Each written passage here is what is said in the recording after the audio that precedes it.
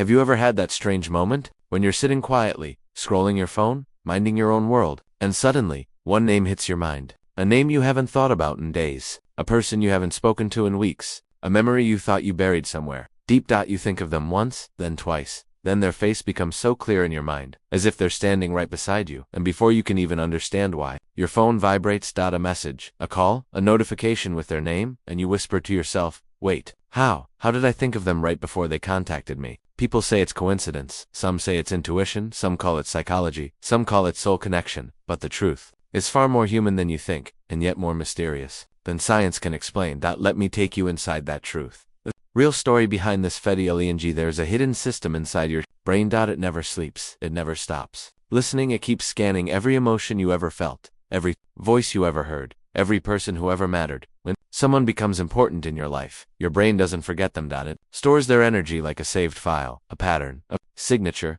and even when life moves on, your mind remains connected to those emotional signatures. Now here's where it gets interesting. Every time that person thinks about you, every time they feel something strong about you, anger, love, regret, attachment, longing, your subconscious picks up a tiny signal, a signal you don't hear with your ears. You feel it, you call it a random thought, but your mind calls it recognition. The invisible BR build invisible bridges with the people they have strong emotions for. Not physical bridges, emotional ones, and emotional energy doesn't disappear. It travels. It moves. It reaches. That's why you can feel someone before they speak to you. Because somewhere, they're already sending a wave of emotion in your direction. Maybe they miss you. Maybe they're remembering something you said. Maybe they're looking at an old text. Maybe they're fighting with themselves, wanting to reach out but holding back. But their emotion, it still reaches you, and your mind responds by making you think of them suddenly. The psychology behind it, psychologists call it emotional synchronization. It means that if two people once shared a deep emotional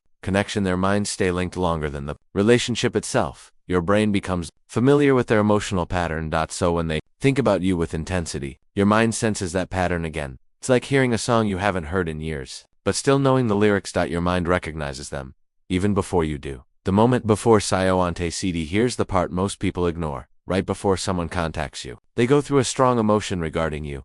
It may be they miss you, they regret something, they want to apologize, they want to check on you. They suddenly remembered a moment you shared, they had a dream about you. They overheard something that reminded them of you, they finally got the courage to talk. They are thinking, should I message or not? This emotional pressure builds up in their mind first, and while they're debating, your subconscious catches the wave. You feel them before they reach you. That's why the thought comes first, and the message comes second. But here's the deepest truth. Don't think of everyone this way. Only the ones connected to your emotional memory. Only the ones who left an impact. Only the ones who carved a space inside you, even if you pretend they didn't. Because memories fade, but emotional imprints don't. And when two emotional imprints align at the same time, the universe makes the connection happen. You think of them, they text you, it feels magical. But it's actually just your mind doing what it was built to do. Feel connections before they happen. The part you never air is sometimes you think of someone, and they don't contact you. Why? Because maybe they're thinking of you too, but they're stopping themselves.